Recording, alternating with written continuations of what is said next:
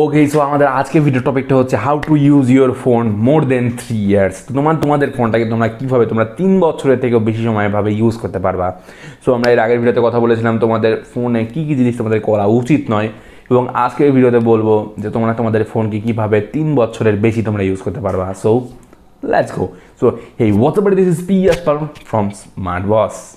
ওকে, so একটা phone কিনতে গেলে বা একটা সাধারণ জনগণ সবচেয়ে বেশি কী দেখে? সো প্রথমত হচ্ছে প্রসেসর, তারপর কারণ ভাই এখন সবাই প্রসেসরের দিক দিয়ে ভাই অনেক বেশি সচেতন হয়ে গেছে, right? And battery and software. So software মানে ভাই আমি ফোনটাকে কোন সফটওয়্যার দিয়ে তৈরি সেটা বোঝাচ্ছি, মানে যে অপারেটিং সিস্টেম বা ওএস, মানে MIUI কিনা বা অক্সিজেন ওএস কিনা বা iOS কিনা, সেই জিনিসটা। সো আমি এটা বোঝাচ্ছি, বাট ক্যামেরা কিন্তু আমি এখানে বোঝাচ্ছি না, কারণ ভাই ক্যামেরা এখন প্রত্যেকটা ফোনেরই ডিসেন্ট কোয়ালিটির একটা ক্যামেরা পাওয়া যায়।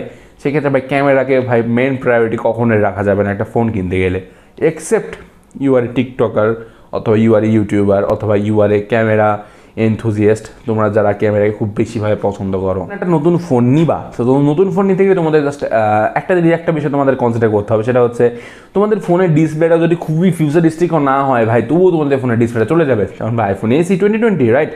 মানে আইফোন এসে 2025 বড় বড় বেজেল আছে উপরে, বাট কী হয়েছে, ফোন তো অনেক ভালো, ফোনের প্রসেসর তো অনেক ভালো, কোনো বাধা না, এটাতে কোনো ডিস্টার্ব নেই। কারণ ভাই এখনও সব কন্টেন্ট ভাই 16:9 রেশিওতেই হচ্ছে ভাই, প্রত্যেকটা কন্টেন্টে এখনও ভাই 16:9 রেশিও সাপোর্ট করছে।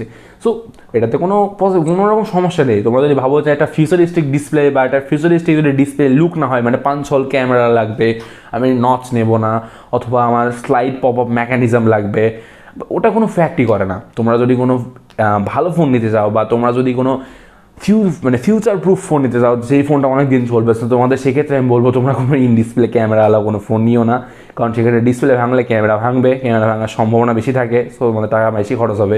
এবং ভাই তোমরা পুরো পপ আপ ফোন তো নিওই না, কারণ ভাই পপ আপ ফোনে একটা লিমিটেড টাইম পর্যন্ত পপ আপ হবে, তারপরে ভাই সাথে ধুলাবালি ঢুকে তোমাদের ফোনটা ভাই নষ্ট হয়ে যাবে। সো তোমাদের হাতে একটা অপশন থাকে, সেটা ভাই নচ ফোন এবং অথবা তোমাদের ভাই ট্রাই করলে তোমাদের যে মাঝখানে যে ডট ডিসপ্লে ফোনগুলো থাকে সেগুলো নিতে পারো, এটা বেটার অপশন।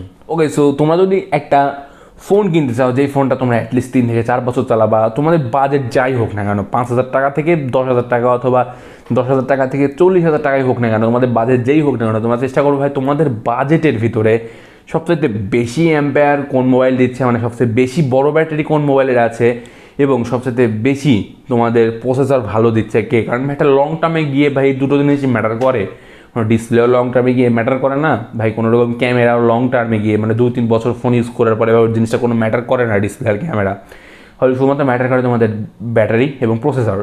তোমাদের প্রসেসরটা যদি ভাই খুবই বেশি পাওয়ারফুল হয়, তাহলে ভাই তোমাদের কোনো রকম কোনো ঝামেলা হবে না, তোমাদের 3-4 বছরও ফোন ইউজ করে ভাই ফোন আরামসে ভাই সব রকম অ্যাপস হ্যান্ডেল করতে পারবে।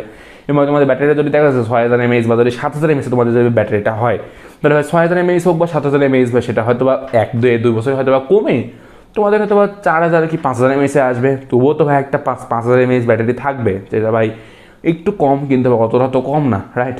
সো তোমাদের ফোন কিনতে গেলে মেন লক্ষ্য রাখতে হবে তোমাদের সবচেয়ে বড় ব্যাটারি দেখার, এবং লক্ষ্য রাখতে হবে এটা ভালো প্রসেসর নেওয়ার। সো এইটা করলে তোমাদের ফোন ভাই 3 থেকে 4 বছর খুবই আরামে চলবে।